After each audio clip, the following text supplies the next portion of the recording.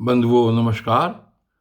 और कल तक आपने सुना कि दक्ष प्रजापति ने जो यज्ञ शुरू किया था उसको भगवान शंकर ने पूरा कराया। और आज की इस वीडियो में देखते हैं आगे क्या कहते हैं मैत्रेय जी। और ध्रुव जो बालक था जिसका आपने भी नाम सुना हुआ है, वो किस प्रकार अपने तपस्या के पथ पर चला गया। तो आज यहाँ की कथा इस प्रकार है।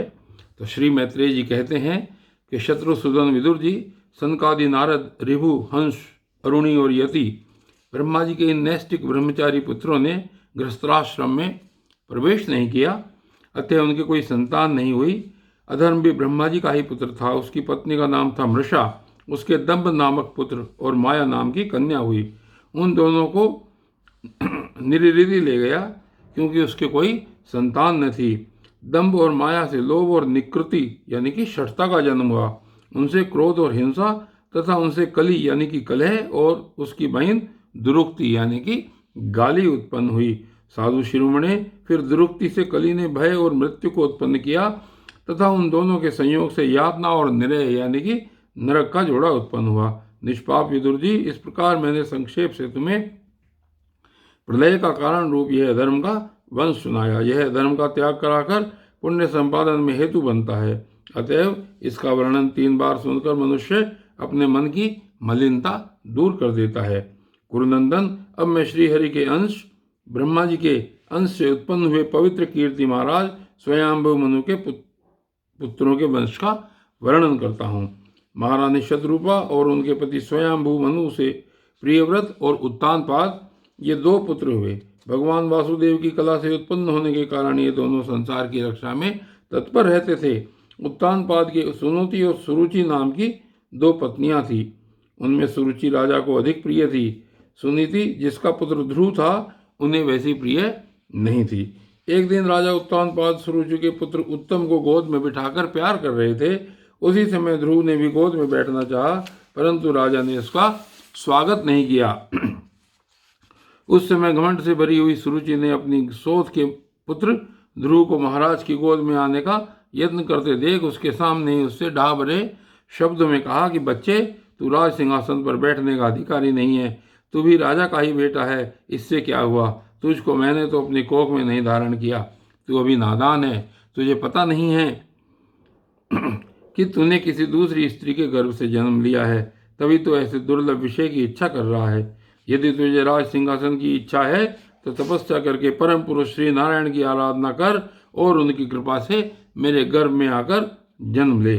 श्री मैत्रेय जी कहते हैं, विदुर जी, जिस प्रकार डंडे की चोट खाकर सांप फुफकार मारने लगता है, उसी प्रकार अपनी सौतेली माँ के कठोर वचनों से घायल होकर ध्रुव क्रोध के मारे लंबी लंबी सांस लेने लगा।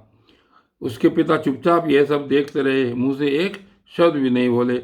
तब पिता को छोड़कर ध्रुव रोता हुआ अपनी माता के पास आया।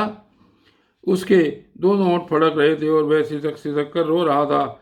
सुनीति ने बेटे को गोद में उठा लिया और जब महल के दूसरे लोगों से अपनी सौत सुरुचि की कही हुई बातें सुनी तब उसे भी बड़ा दुख हुआ और इसके बाद उसका धीरज टूट गया। वह दावानल से जली हुई बेल के समान शोक से संतप्त होकर मुरझा गई और विलाप करने लगी। सौत की बातें याद आने से उसके कमल सरीखे नेत्रों में आंसू भर आए। उस बेचारी को अपने दुख पारावार का कहीं अंत ही नहीं दिखाई देता था। उसने गहरी सांस लेकर ध्रुव से कहा, बेटा, तो दूसरों के लिए किसी प्रकार के अमंगल की कामना मत कर। जो मनुष्य दूसरों को दुख देता है उसे स्वयं ही उसका फल भोगना पड़ता है। और सुरुचि ने जो कुछ कहा है ठीक ही है, क्योंकि महाराज को मुझे पत्नी तो क्या दासी स्वीकार करने में भी लज्जा आती है। तूने मुझ मंदभागिनी के गर्भ से ही जन्म लिया है और मेरे ही दूध से तू भला हुआ है। बेटा, सुरुचि ने तेरी सौतेली माँ होने पर बात बिल्कुल ठीक कही है। अतः यदि राजकुमार उत्तम के समान राज सिंहासन पर बैठना चाहता है तो द्वेष भाव छोड़कर उसी का पालन कर। बस श्री अधोक्षज भगवान के चरण कमलों की आराधना में लग जा। संसार का पालन करने के लिए सत्व गुण को अंगीकार करने वाले उन श्री हरि के चरणों की आराधना करने से ही तेरे परदादा श्री ब्रह्मा जी को यह वह सर्वश्रेष्ठ पद प्राप्त हुआ है जो मन और प्राणी को जीतने वाले मुनियों के द्वारा भी वंदनीय है। इस प्रकार तेरे दादा स्वयंभू मनु ने भी बड़ी बड़ी दक्षिणाओं वाले यज्ञों के द्वारा अनन्य भाव से उन्हीं भगवान की आराधना की थी तथा उन्हें दूसरों के लिए अति दुर्लभ लौकिक अलौकिक और मोक्ष सुख की प्राप्ति हुई। बेटा तू भी उन भक्तवत्सल श्री भगवान का ही आश्रय ले। जन्म मृत्यु के चक्र से छूटने की इच्छा करने वाले मुमुक्षु लोग निरंतर उन्हीं के चरण कमलों के मार्ग की खोज किया करते हैं।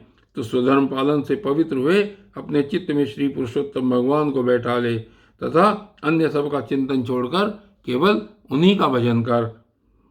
बेटा उन कमल दल लोचन श्री हरि को छोड़कर मुझे तो तेरे दुख को दूर करने वाला दूसरा कोई दिखाई नहीं देता।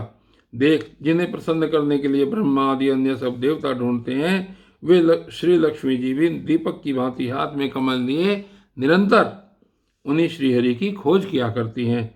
श्री मैत्रेय जी कहते हैं, माता सुनीति ने जो वचन कहे वे अभिष्ट वस्तु की प्राप्ति का मार्ग दिखलाने वाले थे, अतः उन्हें सुनकर ध्रुव ने बुद्धि द्वारा अपने चित्त का समाधान किया। इसके बाद वे पिता के नगर से निकल पड़े। यह सब समाचार सुनकर और ध्रुव क्या करना चाहता है इस बात को जानकर नारद जी वहां आए। उन्होंने ध्रुव के मस्तक पर अपना पाप नाशक कर कमल फेरते हुए मन ही मन विस्मित होकर कहा। और क्या कहा उन्होंने कि अहो, क्षत्रियों का कैसा अद्भुत तेज है, वे थोड़ा सा भी मान भंग नहीं सह सकते। देखो, अभी तो यह नन्हा सा बच्चा है, तो भी इसके हृदय में सौतेली माता के कटु वचन घर कर गए हैं। तत्पश्चात नारद जी ने ध्रुव से कहा, और क्या कहा नारद जी ने ध्रुव से कि बेटा अभी तो तू बच्चा है, खेल कूद में ही मस्त रहता है। हम नहीं समझते कि इस उम्र में किसी बात से तेरा सम्मान या अपमान हो सकता है। यदि तुझे मान अपमान का ही विचार हो तो बेटा असल में मनुष्य के असंतोष का कारण मोह के सिवा और कुछ नहीं है। संसार में मनुष्य अपने कर्म अनुसार ही मान अपमान या सुख दुख आदि को प्राप्त करता है। तात भगवान की गति बड़ी विचित्र है, इसलिए उस पर विचार करके बुद्धिमान पुरुष को चाहिए कि देववश उसे जैसी भी परिस्थिति का सामना करना पड़े उसी में संतुष्ट रहे। अब माता के उपदेश से तो योग साधना द्वारा जिस भगवान की कृपा प्राप्त करने चला है, मेरे विचार से साधारण पुरुषों के लिए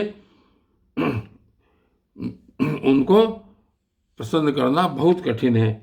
योगी लोग अनेक जन्मों तक अनासक्त रहकर समाधि योग के द्वारा बड़ी बड़ी कठोर साधनाएं करते रहते हैं, परंतु भगवान के मार्ग का पता नहीं कर पाते। इसलिए तू यह व्यर्थ का हट छोड़ दे और घर लौट जा। बड़ा होने पर जब परमार्थ साधन का समय आए तब उसके लिए प्रयत्न कर लेना। विधाता के विधान के अनुसार सुख दुख जो कुछ भी प्राप्त हो उसी में चित्त को संतुष्ट रखना चाहिए। यूं करने वाला पुरुष मोहमय संसार से पार हो जाता है। मनुष्य को चाहिए कि अपने से अधिक गुणवान को देखकर प्रसन्न हो, जो कम गुण वाला हो उस पर दया करे और जो अपने समान गुण वाला हो उससे मित्रता का भाव रखे। और आगे कहते हैं कि यूं करने से उसे दुख कभी भी दबा नहीं सकता। और ध्रुव ने कहा, भगवान, सुख दुख से जिनका चित्त चंचल हो जाता है उन लोगों के लिए आपने कृपा करके शांति का यह बहुत अच्छा उपाय बतलाया, परंतु मुझ जैसे अज्ञानियों की दृष्टि यहाँ तक नहीं पहुँच पाती। इसके सिवा मुझे घोर क्षत्रिय स्वभाव प्राप्त हुआ है, अतएव मुझ में विनय का प्राय अभाव है। सुरुचि ने अपने कटु वचन रूपी बाणों से मेरे हृदय को विदीर्ण कर डाला है, इसलिए उसमें आपका यह उपदेश नहीं ठहर पाता। ब्राह्मण, मैं उस पद पर अधिकार करना चाहता हूँ जो त्रिलोकी में सबसे श्रेष्ठ है और जिस पर मेरे बाप दादे और दूसरे कोई भी आरूढ़ नहीं हो सके हैं। आप मुझे उसी की प्राप्ति का कोई अच्छा सा मार्ग बताइए।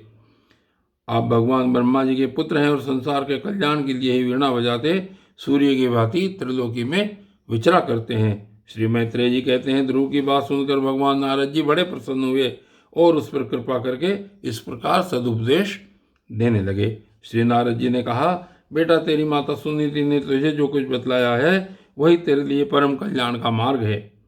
भगवान वासुदेव ही वह उपाय है, इसलिए तू चित्त लगाकर उन्हीं का भजन कर। जिस पुरुष को अपने लिए धर्म अर्थ काम और मोक्ष रूप पुरुषार्थ की अभिलाषा हो उसके लिए उनकी प्राप्ति का एकमात्र उपाय एकमात्र श्री हरि के चरणों का सेवन ही है। बेटा, तेरा कल्याण होगा। अब तू श्री यमुना जी के तट पर परम पवित्र मधुवन को जा। वहाँ श्रीहरि का नित्य निवास है। वहाँ श्री कालिंदी के निर्मल जल में तीनों समय स्नान करके नित्य कर्म से निवृत्त हो यथाविधि आसन बिछाकर स्थिर भाव से बैठना। फिर रेचक, पूरक और कुंभक 3 प्रकार के प्राणायाम से धीरे धीरे प्राण, मन और इंद्रिय के दोषों को दूर कर धैर्य युक्त मन से परम गुरु श्री भगवान का इस प्रकार ध्यान करना। और कैसे ध्यान करना, इसको कहते हैं कि भगवान के नेत्र और मुख निरंतर प्रसन्न रहते हैं। उन्हें देखने से ऐसा मालूम होता है कि वे प्रसन्नता पूर्वक भक्त को वर देने के लिए उद्यत हैं। उनकी नासिका, भुएं और कपोल बड़े ही सुहावने हैं। वे सभी देवताओं में परम सुंदर हैं। उनकी तरुण अवस्था है।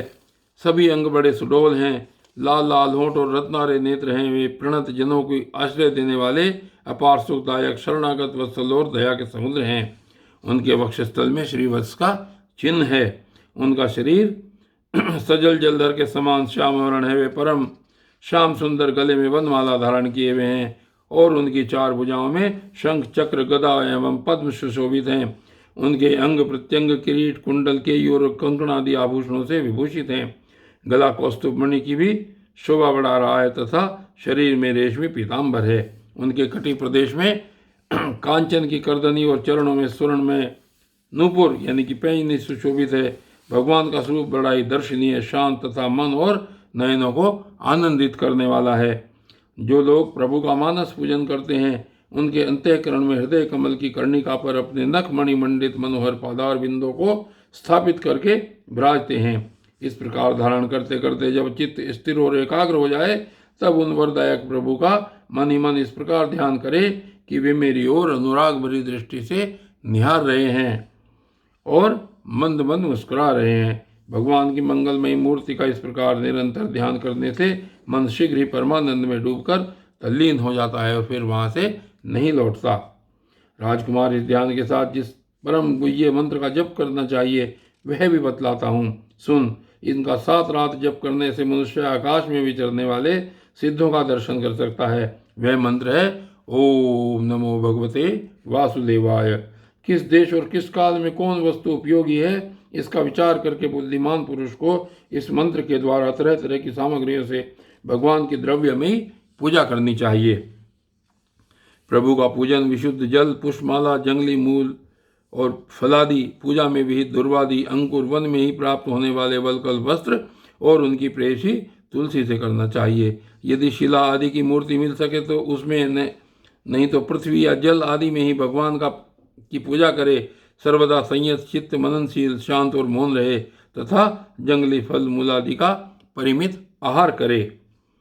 इसके सिवा पुण्य कीर्ति श्रीहरि अपनी अनिर्वचनीय माया के द्वारा अपनी ही इच्छा से अवतार लेकर जो मनोहर चरित्र करते हैं उनका मन ही मन चिंतन करता रहे। प्रभु की पूजा के लिए जिन जिन उपचारों का विधान किया गया है उन्हें मंत्र मूर्ति श्रीहरि की द्वादशाक्षर मंत्र के द्वारा ही अर्पण करे। इस प्रकार जब हृदय स्थित हरि का मन, वाणी और शरीर से भक्तिपूर्वक पूजन किया जाता है तब वे निश्चल भाव से भली भांति भजन करने वाले अपने भक्तों के भाव को बढ़ा देते हैं और उन्हें उनकी इच्छा के अनुसार धर्म, अर्थ, काम अथवा मोक्ष रूप कल्याण प्रदान करते हैं।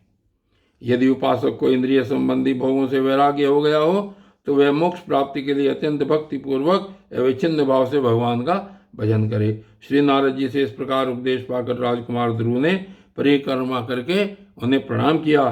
तदनंतर उन्होंने भगवान के चरण चिन्हों से अंकित परम पवित्र मधुवन की यात्रा की।